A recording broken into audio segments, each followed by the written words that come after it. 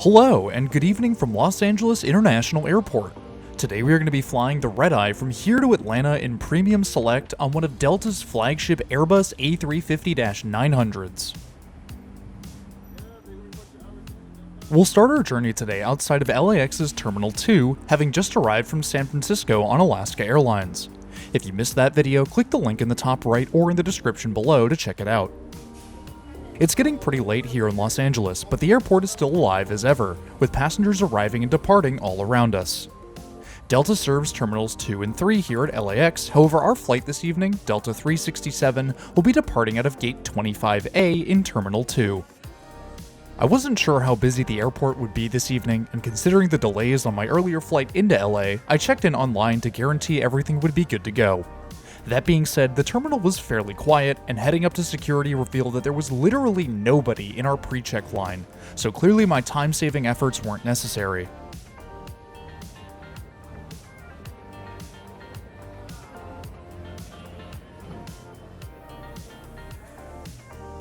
The Terminal 2 concourse is fairly lackluster on a good day when it comes to passing the time, and the late flight didn't help this issue as most of the shops had already closed up for the night. Delta Sky Club is located in Terminal 2 on the 4th floor, however Delta stopped offering one-time passes to their lounges in 2018. A quick note about our seat on today's flight.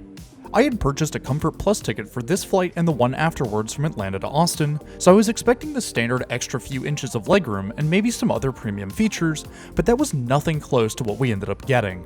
Instead, Delta operates their A350s with a Premium Select cabin in addition to a Comfort Plus cabin, which is significantly nicer than Comfort Plus. I didn't know it at the time, but our seat would end up falling in the Premium Select cabin, which was a welcome surprise. Arriving at our gate, the screens showed that our flight was still set for an on-time departure of 12:40 a.m. That being said, it was only 10:30 p.m., so I picked a spot in the waiting area and settled in for the night. Checking on flight radar, the inbound flight, Delta 383, was on time and about 23 minutes out from arrival.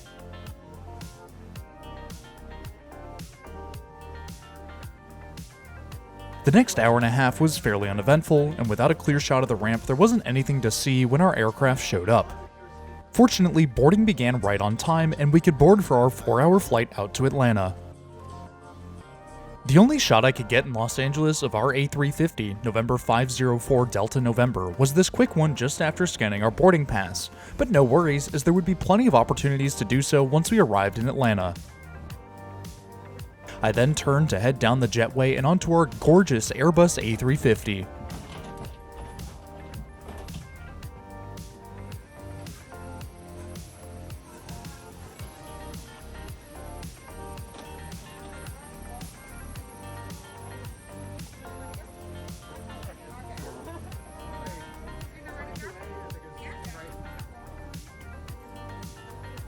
We're seated today in seat 22A, a window seat in Delta's Comfort Plus cabin, or so I thought. What I thought would be a Comfort Plus seat was actually in Delta's Premium Select cabin. We'll go over the seat in more detail here in a bit, as the cabin crew made haste in closing the boarding door and we soon pushed back from our gate. While we taxi out for departure, let's take a quick look at some stats about our aircraft. Taking us to Atlanta today is November 504 Delta November, one of Delta's flagship Airbus A350-900s delivered to Delta in November of 2017. Each A350-900 is powered by two Rolls-Royce Trent XWB engines, producing a maximum of 84,200 pounds of thrust for a combined thrust of an incredible 168,400 pounds. The -900 model has a total length of 219 feet and 2 inches and a wingspan of 212 feet 5 inches with a sweep angle of 31.9 degrees. Each A350-900 has a maximum range of 8,100 nautical miles and a cruising speed of 590 miles per hour or Mach 0.89 at an altitude of 43,100 feet. Delta operates their A350s in two configurations, the 359 and 35L. November 504 Delta November is of the former layout and has a total of 306 seats, with 32 Delta 1 suites, 36 Premium Select seats, 32 Comfort Plus seats, and 190 main cabin seats. As we reach the end of runway 25 right, why don't you hit that subscribe button? It's totally free and it really helps support the channel. And be sure to hit that bell icon while you're down there so you never miss another video. We lined up at the end of the runway and were soon given our takeoff clearance to begin our 4-hour flight out to Atlanta.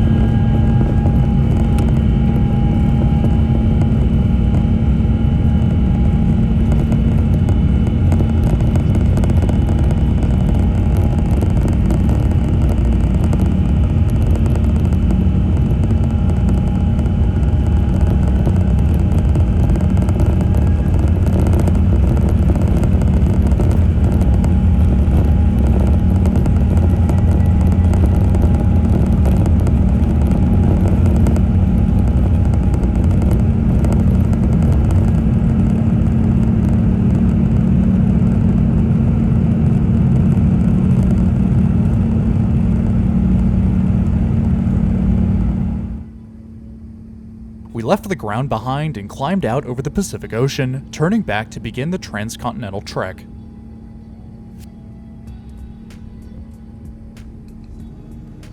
It's hard to get a good sense of scale for just how huge the Trent XWB engines really are, and being in the air doesn't help, but to get an idea of how large these are, the intake fan diameter sits at a whopping 118 inches, while the fuselage width of a Boeing 737-800 weighs in at 148 inches, just 30 inches over the intake diameter, which is insane.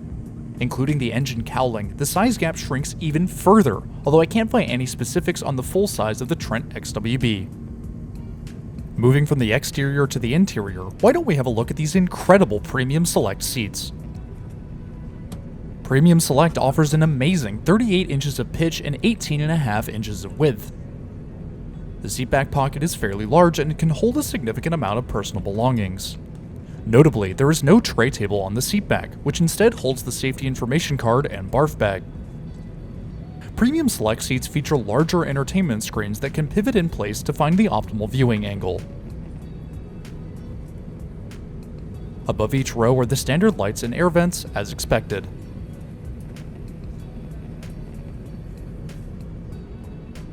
Below the seats are 2 outlets and 2 USB ports for power, with one for each passenger. The tray table at our seat is actually in the window armrest, which is an interesting change. The whole mechanism is spring-loaded, making it very easy to use. The tray table itself is fairly large, especially for being one stored in an armrest.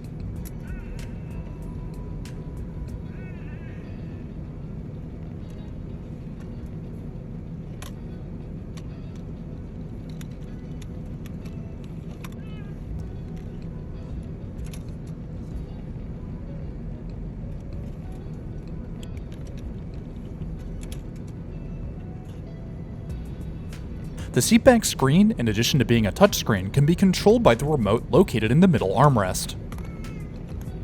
The lights and attendant call button can be activated from the remote in addition to the screen. There's also a full keyboard on the back for in-flight messaging.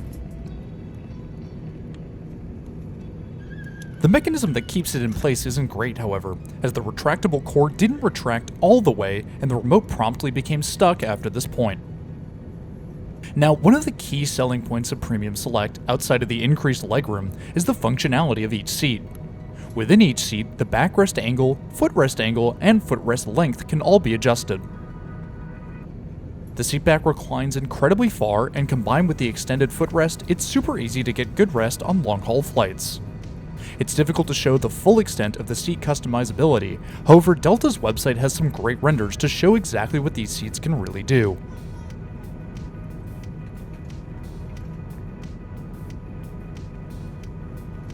In-flight entertainment in Premium Select is offered through the 13.3-inch entertainment screens at each seat. Delta offers a wide variety of TV shows and movies, and plenty of information about your flight. FlightPath 2D, the included flight tracker, includes information about the aircraft, departure location, and arrival destination.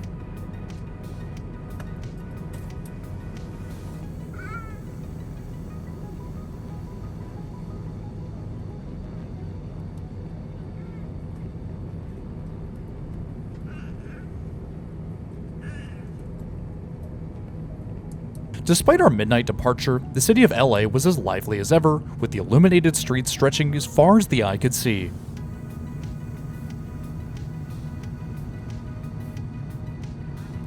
Due to the timing and length of our flight today, no formal meal service was offered. However, Delta did offer 2 snack services for premium select passengers. The first snack was a choice from a wide selection of chips, cookies, and other items. I chose a bag of chips for this service as I wasn't craving anything too sweet at the time. Most passengers would expect the second snack service to come a few hours after the first. However, the second, and really the main snack service, came immediately after the additional service in Premium Select. Offered in the main service was a selection of goldfish and cookies and a choice of a drink. I went for a Coke, which came in this nice mini can.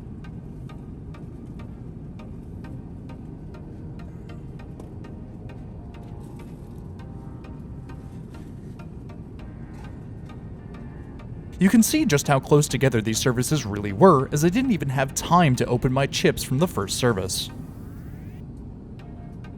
Another premium feature in Premium Select are the complimentary headphones provided by Delta. Unlike the standard earbuds offered on most routes, these over-ear headphones provide active noise cancellation and a superior sound quality. Now, were they any better than the headphones I brought on board? Absolutely not, but they were miles better than what is offered in Comfort Plus or the main cabin. After the in-flight service wrapped up, I figured it was as good a time as any to take a look at the bathrooms on board our A350. There were a total of 8 bathrooms on our aircraft today, however the second 2 bathrooms are the most accessible for Premium Select passengers. The bathrooms on board A350s are very nice. The sinks can be a little temperamental, but the water temperature can be adjusted through the buttons on the top of the faucet head.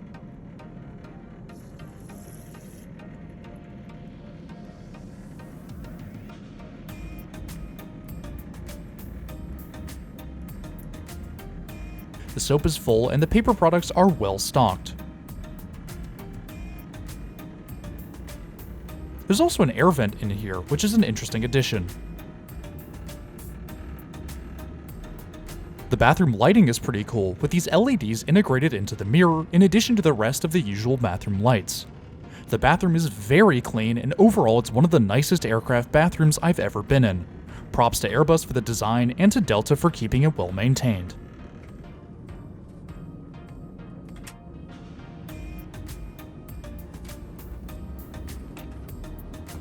Oh, and we can't help but get a little sneak peek at the Delta One suites while we're here.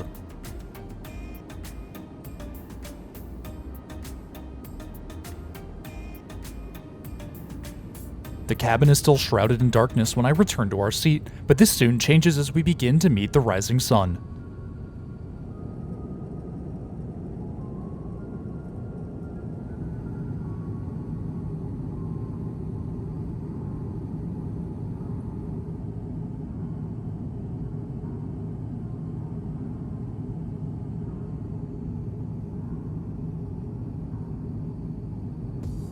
Just as the sun began to peek up over the horizon, we began our descent into the Atlanta area.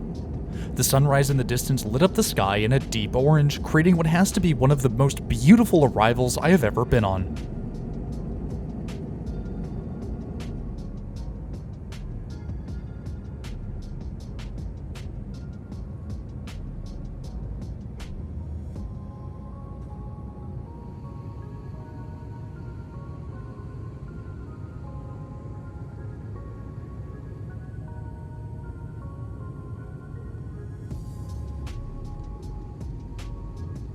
We made our final turns toward the airport and began our final approach into Hartsfield-Jackson Atlanta International Airport.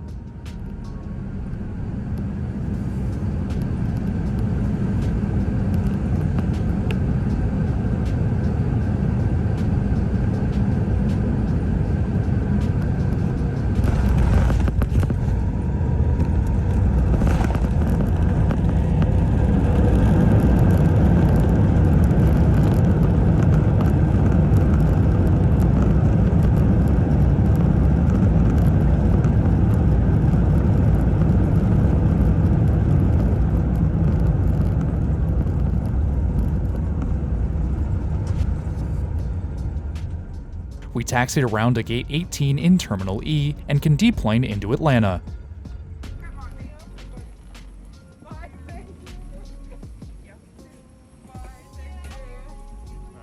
y'all. Have a good one. Despite not being able to see our aircraft in Los Angeles, Atlanta's Terminal E is pretty much all windows, so we can finally get that incredible view we've been waiting for.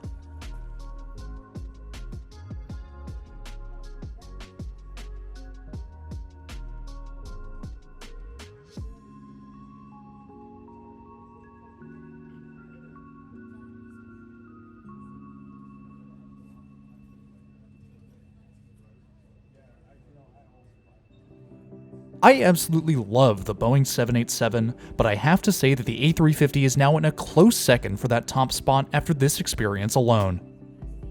Our flight back to Austin is departing out of gate B11, so it's off to the plane train to transfer between terminals. And with that, it's time to end today's video. Next week we will be continuing our incredible journey on Amtrak's Texas Eagle with the last leg from Temple to Dallas, so be sure to stick around for when that video goes live.